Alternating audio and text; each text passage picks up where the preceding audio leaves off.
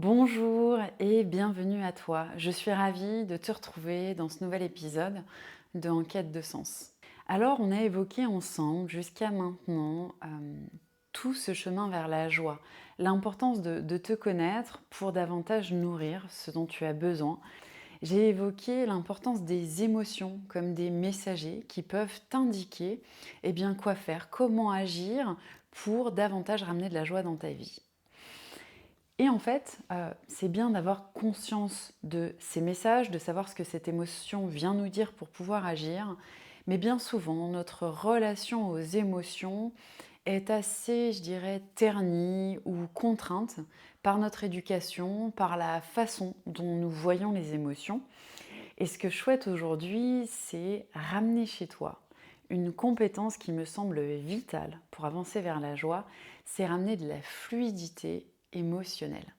Faire en sorte en fait que ces messages émotionnels t'arrivent assez rapidement, que tu n'aies pas d'émotions figées, contraintes ou pas autorisées, afin que tu puisses à tout moment laisser circuler librement les émotions en toi. Parce que plus elles circulent librement, plus elles sont en capacité de te communiquer leur message et de repartir pour laisser à nouveau de la place à autre chose. Voilà, l'épisode d'aujourd'hui va se concentrer sur la fluidité émotionnelle, un concept pour moi au cœur de la vie, puisque les émotions sont au cœur de nos quotidiens, on en vit 90% du temps. Et je vois la nécessité pour tout un chacun de vivre avec une plus grande aisance nos émotions. Sans trop tarder, je te propose d'aller regarder la définition de la fluidité émotionnelle, comment je la définis, te partager de l'intérêt que ça a pour toi et enfin te montrer comment on reconnaît la fluidité émotionnelle dans nos vies, que tu puisses savoir si toi tu es dans cette fluidité ou si tu as peut-être un travail à faire pour pouvoir y arriver davantage. Et les prochains épisodes, je te donnerai des clés concrètes pour pouvoir la cultiver, la développer. Voilà, alors je vais commencer en te parlant de cette notion de fluidité émotionnelle.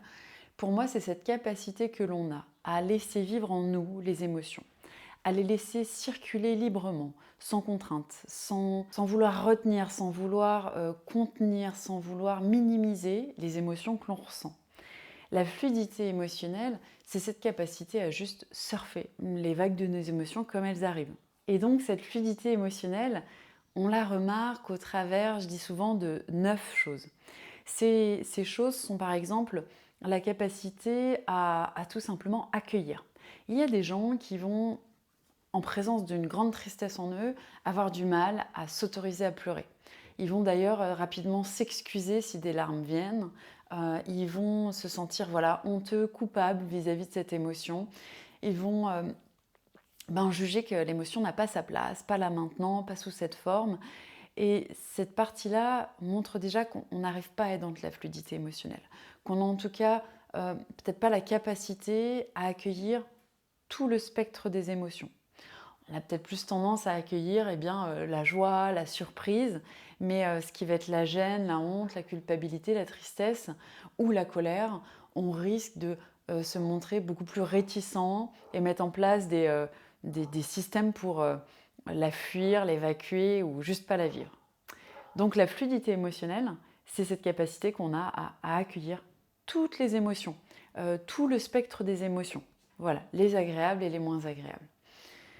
À nouveau, tu peux remarquer quelqu'un qui n'est pas là-dedans quand il n'accepte pas certaines émotions. Par exemple, j'accepte pas d'être jalouse, je trouve que c'est pas bien, alors qu'en fait la jalousie, elle a quand même un message à t'apporter. Hein, son message, entre parenthèses, la jalousie, c'est de dire j'ai un désir que je n'ai pas assouvi, que je n'ai peut-être pas reconnu et pas nourri. Et donc ce que je jalouse chez l'autre, c'est peut-être un miroir pour moi, d'aller regarder ce que je n'ai pas encore nourri, reconnu comme étant important pour moi. Voilà, donc la fluidité émotionnelle, ça commence par accueillir toutes les émotions, se rendre compte qu'elles ont tout un rôle à jouer et qu'elles ont donc toute leur place dans notre vie. Un deuxième marqueur de la fluidité émotionnelle, c'est-à-dire qui montre qu'on est à l'aise et vraiment dans cette fluidité, dans cette relation fluide à nos émotions, c'est la capacité que l'on a à s'exprimer librement sur ce que l'on ressent. Donc c'est un peu le même lien qu'accueillir, c'est-à-dire on va pas retenir une émotion, on va pas s'excuser de la vivre, mais là on va aller plus loin, c'est qu'on va l'exprimer, la partager, on va oser dire son mécontentement assez simplement, facilement, on va faire preuve d'authenticité et je dirais de spontanéité. C'est vraiment un des marqueurs de la fluidité émotionnelle, c'est qu'on s'autorise à dire je me sens pas bien, je suis triste, je suis en colère, je suis mal à l'aise, je suis gênée par ce que tu viens de dire, je me sens pas tout à fait ok avec ce que tu partages. Donc cette spontanéité, elle montre notre capacité à laisser vivre les émotions à l'intérieur de nous sans les retenir et à les exprimer. On peut remarquer ce manque de fluidité quand on parle dans le dos des autres, par exemple. Quand on n'arrive pas à dire ce que l'on pense sur le moment, que l'on rumine beaucoup, que l'on finalement avoir tendance à lister des choses qui ne nous vont pas, à les dire peut-être 3 mois après. Euh, Ça se manifeste aussi dans des maux de gorge, on va somatiser, on va garder bloqué une émotion parce qu'on n'a pas su l'exprimer sur le moment. Voilà, un deuxième marqueur de la fluidité émotionnelle, c'est notre capacité à exprimer ce que l'on ressent sur le moment. Un troisième marqueur de la fluidité émotionnelle, c'est cette adaptabilité.